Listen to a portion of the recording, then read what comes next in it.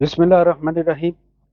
ਅੱਜ ਸਾਡੀ ਜਿਹੜੀ ਗੱਲਬਾਤ ਹੈ ਉਹ ਕਣਕ ਦੀ ਜਿਹੜਾ ਇੰਪੋਰਟ ਹੋਈ ਹੈ, ਉਹ ਸਕੈਂਡਲ ਹੈ ਪੂਰਾ ਉਹਦੇ ਬਾਰੇ ਵਿੱਚ। ਔਰ ਮਾਮਲਾ ਇਹ ਵੇ ਕਿ ਮੁਲਕ ਦੇ ਵਿੱਚ ਪਹਿਲੇ ਤੋਂ ਗੰਦਮ ਮੌਜੂਦ ਸੀ ਔਰ ਭਰੇ ਹੋਏ ਸਨ ਜਿਹੜੇ ਸਾਡੇ ਗੁਦਾਮ ਨੇ। ਉਸ ਭਰੇ ਹੋਏ ਗੁਦਾਮਾਂ ਦੇ ਬਾਵਜੂਦ ਪਿਛਲੀ ਜਿਹੜੀ ਨਿਗਰਾਨ ਹਕੂਮਤ ਸੀ, ਜਿੰਦੇ ਬਹੁਤ ਸਾਰੇ ਜ਼ਿੰਮੇਦਾਰ ਲੋਕ ਹੁਣ ਵੀ ਹਕੂਮਤ ਦਾ ਹਿੱਸਾ ਨੇ, ਉਸ ਨਿਗਰਾਨ ਹਕੂਮਤ ਨੇ ਇਜਾਜ਼ਤ ਦਿੱਤੀ ਕਿ ਮੁਲਕ ਦੇ ਵਿੱਚ ਗੰਦਮ ਲਿਆਂਦੀ ਜਾਵੇ ਤੇ 35 ਲੱਖ ਟਨ ਜਿਹੜੀ ਗੰਦਮ ਹੈ ਉਹਦੀ ਇਜਾਜ਼ਤ ਦੇ ਦਿੱਤੀ ਗਈ ਕਿ ਲਿਆ ਕੇ ਜਾਵੇ। ਫਿਰ ਉਹ ਜਿਹੜਾ ਠੇਕਾ ਹੈ ਗੰਦਮ ਲਿਆਉਣ ਦਾ, ਉਹ ਪ੍ਰਾਈਵੇਟ ਕੰਟਰੈਕਟਰਸ ਨੂੰ ਦਿੱਤਾ ਗਿਆ ਔਰ ਉਹਨਾਂ ਕੰਟਰੈਕਟਰਾਂ ਨੇ ਵੀ ਜ਼ਾਹਿਰ ਪੈਸੇ ਕਮਾਏ ਉਹਦੇ ਵਿੱਚੋਂ। ਫਿਰ ਗੰਦਮ ਜਿਹੜੀ ਉਹ ਜਿਹੜੇ ਜਿਹੜੇ ਹੱਥਾਂ ਦੇ ਵਿੱਚ ਗਈ ਇੱਥੇ, ਉਹਨਾਂ ਸਾਰਿਆਂ ਨੇ ਪੈਸੇ ਕਮਾਏ। ਜਿਨ੍ਹਾਂ ਨੇ ਮਨਜ਼ੂਰੀ ਦਿੱਤੀ, ਕਬੀਨਾ ਨੇ ਮਨਜ਼ੂਰੀ ਦਿੱਤੀ, ਫਿਰ ਉਹ ਈਸੀਸੀ ਨੇ ਮਨਜ਼ੂਰੀ ਉਹਦੀ ਦਿੱਤੀ, ਔਰ ਫਿਰ ਉਹਦੇ ਵਿੱਚ ਜਿਹੜਾ ਰੋਲ ਸੈਕਟਰੀ ਹੈਗਾ ਸੀ ਫੂਡ ਸਿਕਿਉਰਿਟੀ ਦਾ, ਜਿਹਨੇ ਮਨਜ਼ੂਰੀ ਦਿੱਤੀ, ਉਹਦਾ ਕੀ ਰੋਲ ਹੈ, ਉਹਨੂੰ ਪੈਸੇ ਕਿਵੇਂ ਗਏ ਜਾਂ ਉਹਦਾ ਫਾਇਦਾ ਕੀ ਹੈ, ਇਹ ਸਾਰੀਆਂ ਚੀਜ਼ਾਂ ਵੀ ਨਾਲ ਮੌਜੂਦ।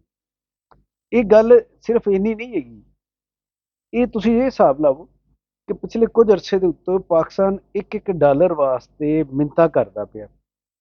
ਅਸੀਂ ਆਲਮੀ ਇਦਾਰਿਆਂ ਦੇ ਪੈਰਾਂ 'ਚ ਪੈਣ ਡਏ ਹਾਂ ਕਿ ਸਾਡੇ ਕੋਲ ਜ਼ਰੇ ਮੁਬਾਦਲਾ ਨਹੀਂ ਹੈਗਾ, ਸਾਨੂੰ ਡਾਲਰ ਦਿੱਤੇ ਜਾਣ। ਅਸੀਂ ਕਿਹੜਾ ਮੁਲਕ ਹੈ ਜਿੰਦੇ ਤਰਲੇ ਨਹੀਂ ਕੀਤੇ ਜਾ ਕੇ। ਤੇ ਤੁਹਾਨੂੰ ਪਤਾ ਹੈ ਇਹ ਇਜ਼ਾਫੀ ਗੰਦਮ ਜਿਹੜੀ ਸਾਡੀ ਜ਼ਰੂਰਤ ਵੀ ਨਹੀਂ ਸੀ, ਉਹ ਗੰਦਮ ਮੰਗਵਾਉਣ ਵਾਸਤੇ ਅਸੀਂ ਕਿੰਨੇ ਪੈਸੇ ਦਿੱਤੇ ਨੇ? 1 ਤੋਂ 1.5 ਅਰਬ ਡਾਲਰ।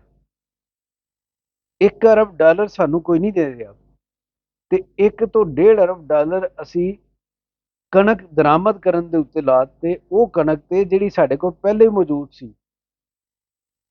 ਇਹ ਇਸ ਵਾਸਤੇ ਸਕੈਂਡਲ ਬਣਿਆ ਵੇ ਕਿ ਆਖਰ ਉਹ ਕੀ ਵਜ੍ਹਾ ਸੀ ਕਿ ਕਣਕ ਮੁਲਕ ਦੇ ਵਿੱਚ ਮੌਜੂਦ ਹੈ ਔਰ ਵਾਫਰ ਮੌਜੂਦ ਹੈ ਤੇ ਫਿਰ ਵੀ ਕਣਕ ਮੰਗਵਾ ਲਈ ਜਾਵੇ। ਇਹਦੇ ਵਿੱਚ ਇੱਕ ਐਸੇ ਬੰਦੇ ਦਾ ਵੀ ਕਿਰਦਾਰ ਦੱਸਿਆ ਜਾਂਦਾ ਹੈ ਜਿੰਦਾ ਨਾਂ ਪਹਿਲੇ ਨੰਦੀਪੁਰ ਪਾਵਰ ਪ੍ਰੋਜੈਕਟ ਦੇ ਵਿੱਚ ਆਇਆ, ਉੱਥੇ ਜਿਹੜੀ ਖਰਾਬੀ ਹੋਈ। ਫਿਰ ਉਹਦਾ ਨਾਂ ਇਸਲਾਮਾਬਾਦ ਰਾਵਲਪਿੰਡੀ ਰਿੰਗ ਰੋਡ ਦਾ ਜਿਹੜਾ ਮਨਸੂਬਾ ਹੈ, ਉਹਦੇ ਜ਼ਮੀਨਾਂ ਦੀ ਲੈਣ ਦੇਣ ਦੇ ਵਿੱਚ ਜਿਹੜੇ ਬੇਜ਼ਾਬਤਗੀਆਂ ਹੋਈਆਂ, ਉਹਦੇ ਵਿੱਚ ਉਸ ਬੰਦੇ ਦਾ ਨਾਂ ਆਇਆ। ਹੁਣ ਉਸੇ ਬੰਦੇ ਦਾ ਨਾਂ, ਉਸੇ ਅਫਸਰ ਦਾ ਨਾਂ ਇਸ ਗੰਦਮ ਸਕੈਂਡਲ ਦੇ ਵਿੱਚ ਵੀ ਆ ਰਿਹਾ। ਉਹਦੇ ਜਿਹੜੇ ਤਾਲੁਕਾਤ ਨੇ ਹਮੇਸ਼ਾ ਉਹ ਇੱਕ ਖਾਸ ਸਿਆਸੀ ਜਮਾਤ ਦੇ ਨਾਲ ਰਹੇ ਨੇ, ਉਹ ਜਮਾਤ ਹੁਣ ਵੀ ਹਕੂਮਤ 'ਚ।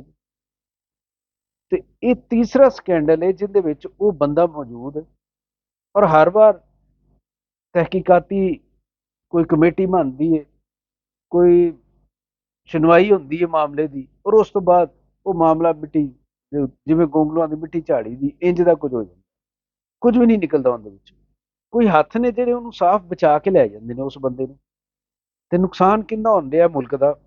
ਮੁਲਕ ਦਾ ਸਾਡਾ ਤੁਹਾਡਾ ਹੋਣ ਡਿਆ, ਜਿਨ੍ਹਾਂ ਦੇ ਪੈਸੇ ਸਰਕਾਰੀ ਖਜ਼ਾਨੇ ਦੇ ਵਿੱਚ ਜਮ੍ਹਾਂ ਨੇ, ਤੇ ਉਹ ਪੈਸੇ ਜਿਹੜੇ ਨੇ ਉਹ ਸਾਡੇ ਹੁਕਮਰਾਨ ਅਸ਼ਰਾਫੀਆ ਜਿਹੜੀ ਉਹ ਆਪਣੀ ਅਯਾਸ਼ੀਆਂ ਤੇ ਖਰਚ ਕਰਦੀ ਹੈ ਜਾਂ ਆਪਣੇ ਜਿਹੜੇ ਨਵਾਜ਼ੇ ਹੋਏ ਅਫਸਰ ਨੇ ਉਹਨਾਂ ਦੀ ਬੇਈਮਾਨੀਆਂ ਦੇ ਰਾਹ ਦੇ ਕੇ ਉਹਨਾਂ ਨੂੰ ਬਚਾਉਣ ਵਾਸਤੇ ਖਰਚ ਕਰਦੀ। ਤੇ ਇਹ ਵਾਲਾ ਜਿਹੜਾ ਸਕੈਂਡਲ ਹੈ, ਇਹ ਇੱਕ ਤਰ੍ਹਾਂ ਦਾ ਕਿਹਾ ਜਾਂਦਾ ਹੈ ਕਿ ਇਮਤਿਹਾਨ ਵੀ ਸੀ। ਇਮਤਿਹਾਨ ਇਸ ਵਾਸਤੇ ਸੀ ਕਿ ਦਾਅਵਾ ਕੀਤਾ ਜਾਂਦਾ ਸੀ ਕਿ ਜਨਾਬ ਜਿਹੜੀ ਗਵਰਨਮੈਂਟ ਨਿਗਰਾਨ ਲਿਆਂਦੀ ਗਈ ਹੈ, ਇਹ ਬੜੇ ਸ਼ਫਾਫ ਲੋਕ ਨੇ, ਇਹ ਬੜੇ ਅਹਿਲ ਨੇ।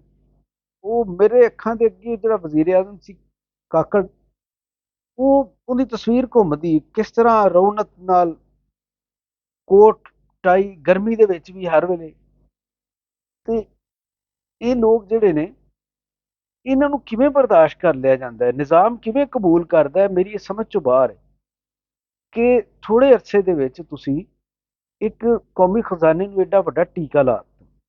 1 ਤੋਂ 1.5 ਅਰਬ ਡਾਲਰ ਸਿਰਫ ਗੰਦਮ ਦੇ ਵਿੱਚ, ਗੰਦਮ ਦੀ ਇੰਪੋਰਟ ਦੇ ਵਿੱਚ ਲਾ ਦਿੱਤਾ। ਤੇ ਬਾਕੀ ਕਿੰਨੇ ਖਾਤੇ ਹੋਣਗੇ ਜੇ ਇਹ ਹੀ ਰਵੱਈਆ ਹੋਏਗਾ? ਬੇਸ਼ੁਮਾਰ ਨੇ। ਤੇ ਉਹ ਕਦੋਂ ਖੁੱਲਣਗੇ ਇਹ ਵੀ ਕੋਈ ਪਤਾ ਨਹੀਂ। ਪਰ ਆਖਰ ਤੇ ਮੈਂ ਜ਼ਰਾ ਕਿਸਾਨਾਂ ਦੀ ਵੀ ਗੱਲ ਕਰਾਂਗਾ।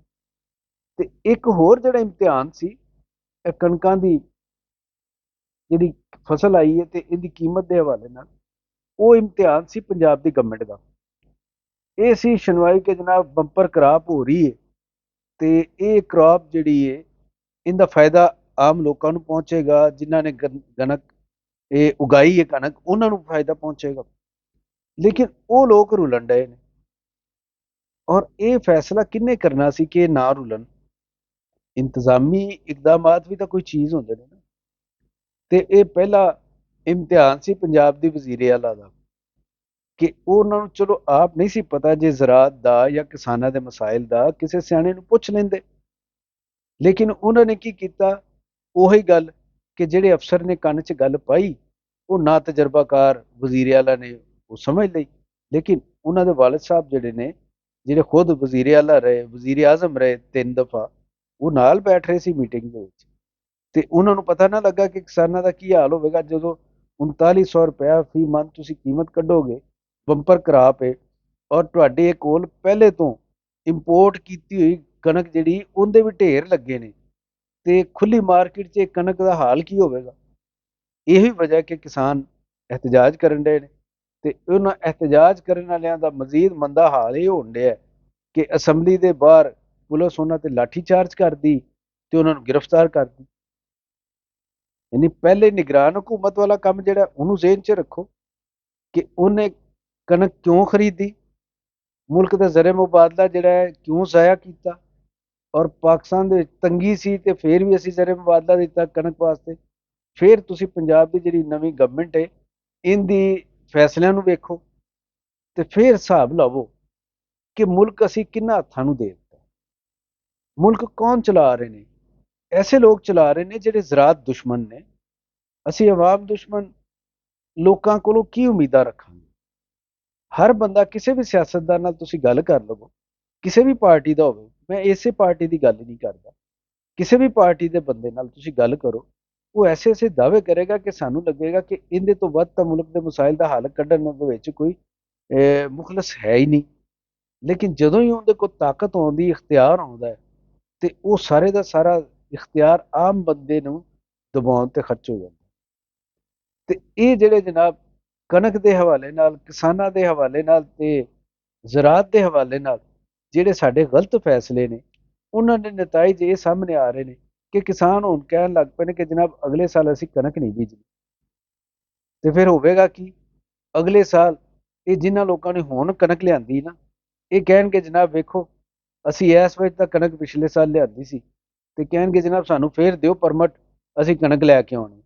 ਤੇ ਫਿਰ ਜਿਹੜੀ ਕਣਕ ਅਸੀਂ ਇਹਨਾਂ ਕਿਸਾਨਾਂ ਕੋਲੋਂ ਲੈਣ ਡਏ ਆ ਨਾ 3900 ਰੁਪਏ ਦੀ ਜਾਂ 3000 ਰੁਪਏ ਮਨ, ਅਗਲੇ ਸਾਲ ਅਸੀਂ ਬਾਹਰ ਦੀ ਕਣਕ ਲਵਾਂਗੇ 7000 ਰੁਪਏ, 8000 ਰੁਪਏ ਮਨ।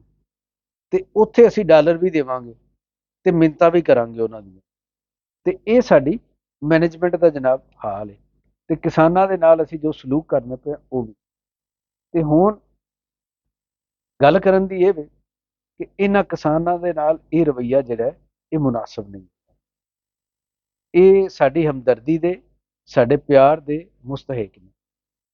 ਤੇ ਜਿਹੜਾ ਗੁੱਸਾ ਔਰ ਲਾਠੀ ਚਾਰਜ ਕਰਨਾ ਹੈ ਨਾ, ਇਹ ਉਹਨਾਂ ਅਫਸਰਾਂ ਤੇ ਉਹਨਾਂ ਸਿਆਸਤਦਾਨਾਂ ਦੇ ਖਿਲਾਫ ਕੀਤਾ ਜਾਵੇ, ਜਾਂ ਉਹ ਜਿਹੜੇ ਨਿਗਰਾਨ ਸਨ ਜਿਨ੍ਹਾਂ ਨੇ ਇਹਦੀ ਮਨਜ਼ੂਰੀ ਦਿੱਤੀ ਕਣਕ ਲਿਆਉਣ ਦੀ, ਉਹਦੇ ਖਿਲਾਫ ਕੀਤਾ ਜਾਵੇ ਐਕਸ਼ਨ। ਵਜ਼ੀਰ ਆਜ਼ਮ ਸਾਹਿਬ ਨੇ ਇੱਕ ਕਮੇਟੀ ਬਣਾਉਣ ਦਾ ਐਲਾਨ ਕਰ ਦਿੱਤਾ, ਔਰ ਉਹ ਕਮੇਟੀ ਦੀ ਜਿਹੜੀ ਸਰਬਰਾਹੀ ਹੈ ਉਹ ਇੱਕ ਰਿਟਾਇਰਡ ਜਸਟਿਸ ਸਾਹਿਬ ਦੇ ਹਵਾਲੇ ਕਰ ਦਿੱਤੀ। ਉਹ ਇੱਕ ਸੋਚੇਗੀ ਔਰ ਦੇਖੇਗੀ ਕਿ ਇਹ ਕਿਵੇਂ ਸਕੈਂਡਲ ਬਣਿਆ, ਇਜਾਜ਼ਤ ਕਿਵੇਂ ਦਿੱਤੀ, ਕਿਹਨੇ ਦਿੱਤੀ ਹੈ, ਔਰ ਕਿਹੜਾ ਕਿਹੜਾ ਉਹਦੇ ਚ ਸਟੇਕ ਹੋਲਡਰ ਸੀ ਕਣਕ ਲਿਆਉਣ ਦੇ ਵਿੱਚ। ਪਰ ਅਸੀਂ ਇੱਕ ਪਹਿਲੀ ਵਾਰ ਕਮੇਟੀ ਵੇਖਣੀ, ਵਜ਼ੀਰ ਆਜ਼ਮ ਸਾਹਿਬ ਨੇ ਇਹ ਆਪਣਾ ਫਰਜ਼ ਇੰਜ ਪੂਰਾ ਕੀਤਾ ਹੈ ਕਿ ਆਪਣੇ ਉੱਤੋਂ ਮਲਬਾ ਹਟਾਉਣ ਵਾਸਤੇ ਕਿ ਇਹ ਸਕੈਂਡਲ ਉਹਨਾਂ ਦੇ ਗੱਲ ਨਾ ਪਵੇ, ਜਦਕਿ ਅਸਲ ਹਕੀਕਤ ਹੈ ਕਿ ਇਹ ਮੁਲਕ ਦੇ ਗੱਲ ਪਿਆ। ਇਸ ਵਾਸਤੇ ਇਸ ਸਕੈਂਡਲ ਦੀ ਤਹਿਕੀਕਾਤ ਸ਼ਫਾਫ ਸਾਨੂੰ ਚਾਹੀਦੀਆਂ ਨੇ, ਔਰ ਇਹ ਵੀ ਚਾਹੀਦਾ ਕਿ ਜਿਹੜੇ ਜ਼ਿੰਮੇਦਾਰ ਲੋਕ ਹੈਗੇ ਨੇ, ਉਹ ਜਿੰਦੇ ਜਿੰਦੇ ਵੀ ਫਰੰਟਮੈਨ ਹੈਗੇ ਨੇ, ਉਹਨਾਂ ਨੂੰ ਸਜ਼ਾ ਵੀ ਮਿਲਦੀ ਸਾਨੂੰ ਨਜ਼ਰ ਆਵੇ।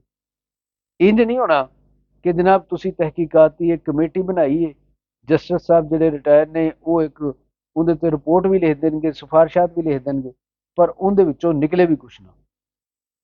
ਤੇ ਇਹ ਜਨਾਬ ਹਾਲ ਹੈ ਸਾਡੇ ਕਿਸਾਨਾਂ ਦਾ, ਤੇ ਜੋ ਹਕੂਮਤ ਉਹਨਾਂ ਨੂੰ ਸਲੂਕ ਉਹਨਾਂ ਨਾਲ ਕਰਦੀ ਪਈ। ਤੇ ਅਸੀਂ ਇਸ ਮੰਗ ਦੇ ਨਾਲ ਅੱਜ ਦਾ ਪ੍ਰੋਗਰਾਮ ਖਤਮ ਕਰਨੇ ਪਏ ਹਾਂ ਕਿ ਜਿਹੜੇ ਜ਼ਿੰਮੇਦਾਰ ਲੋਕ ਨੇ ਕਣਕ ਦਰਾਮਦ ਕਰਨ ਦੇ, ਮੁਲਕ ਦਾ ਜ਼ਰ ਮੁਬਾਦਲਾ ਜ਼ਾਇਆ ਕਰਨ ਦੇ, ਕਿਸਾਨਾਂ ਦੇ ਉੱਤੇ ਤਸ਼ੱਦਦ ਦੇ, ਉਹਨਾਂ ਦੇ ਖਿਲਾਫ ਕਾਰਵਾਈ ਕੀਤੀ